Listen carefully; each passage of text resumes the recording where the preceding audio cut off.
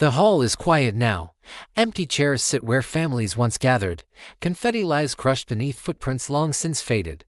A half-cut birthday cake, left untouched, turns stiff under the cold air that circulates through a building still haunted by the echoes of that night, only hours earlier. This place pulsed with celebration. A 2-year-old's birthday party, small, joyful, filled with laughter, and the promise of a weekend evening that should have ended in smiles and sleepy car rides home. Families arrived carrying gifts and homemade dishes. Children burst through the doors first, racing toward balloons, clinging to cousins, weaving between tables. Parents followed slowly, tired from long weeks but eager for a moment of happiness. The lights were warm, the music soft. Phones captured smiles. Grandparents snapped pictures of toddlers with frosting on fingers, and the air smelled of cake and carne asada. For a moment, Stockton felt peaceful. Then, just before the candles were lit, the mood shifted. A strange quiet outside. A child paused, head tilted, sensing something adults did not. And then the sound, sharp, metallic, merciless, ripped through the walls. Gunfire. In an instant, laughter collapsed into fear. The first shot struck before anyone could scream. The second volley brought chaos. Parents threw themselves over children. Guests stuffed to the floor, pushing tables into makeshift shields. Screams rose in every direction, pleas for help, shouts for loved ones, the choked gasps of the injured. Balloons burst under the pressure of panicked feet, adding cruel echoes to the gunfire. Smoke drifted through the doorway as silhouettes moved outside, firing without hesitation, without pause, without humanity. Inside, people dragged each other across the floor, slipping on spilled juice and blood. A mother clutching her son cried his name again and again, trying to keep him awake. A father held his daughter to his chest, shielding her from the bullets tearing through the hall. Children huddled beneath tables, hands over ears, eyes wide with terror no child should ever have to feel. When the gunfire finally stopped, silence fell like a heavy blanket, thick, suffocating, and real. Survivors lifted their heads slowly, terrified the shooters might return. The smell of gunpowder lingered in the air. A balloon drifted toward the ceiling and popped, causing everyone to flinch. Someone whispered for help. Someone else sobbed uncontrollably. A young boy called for his mother, voice cracking in fear. Within minutes, the hall flooded with flashing red and blue light. Officers moved quickly through the building, stepping around overturned tables and toys abandoned in the chaos. Paramedics rushed to the injured, marking victims, performing compressions, shouting for stretchers. Outside, parents screamed as they recognized their children among the wounded. Others stood frozen, unable to process what lay before them. A child's birthday hall transformed into a mass casualty scene. 4 lives were lost that night, 3 children and a young adult.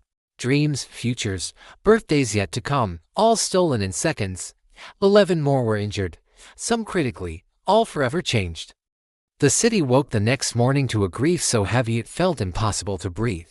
Parents who had kissed their children goodbye expecting only a night of celebration now faced unimaginable loss. Investigators pleaded with the public for answers.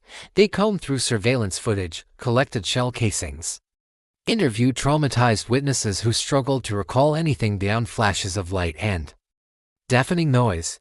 Officials called the attack targeted, not random, a deliberate act carried out with chilling precision.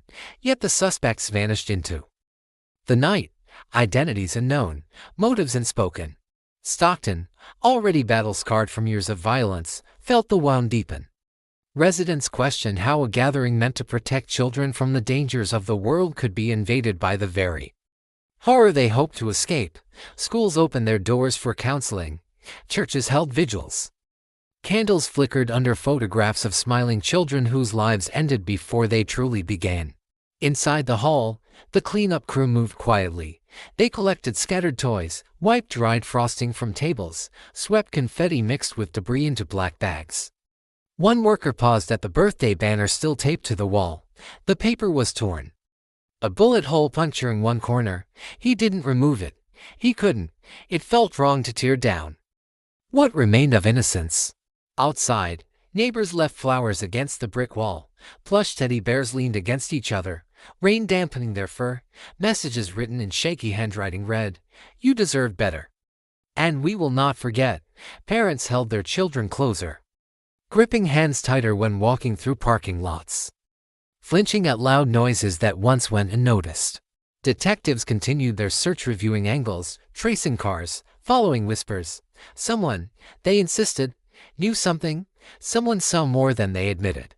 Someone held the key that could lead to justice for the children, but fear kept many silent. In a community touched so deeply by violence, speaking out could carry its own dangers. Still, investigators pushed on. Every day, they returned to the footage, to the evidence boards, to the questions that seemed to multiply instead of shrink. How did a celebration turn into tragedy? Who planned this? Why? And when would the families receive the answers they deserved? In homes across Stockton, families set extra candles at dinner tables. Some set them for the children lost. Others lit them for survivors who woke each night screaming, reliving the terror. Still others burned them in hopes that justice would arrive before more lives were shattered. Time passed, but the memory of the shooting clung to the city like fog. The hall reopened eventually, cleaned and restored, but its walls held ghosts only the community could feel. Every birthday celebrated afterward carried a shadow reminder that even moments of joy can be fragile, and somewhere, the people responsible for that night walked free. The unanswered questions lingered, the pleas for information continued, and the city waited, hoping someone would speak, hoping someone would step forward with the truth, hoping the silence would finally break. Because justice, like childhood, should never be stolen.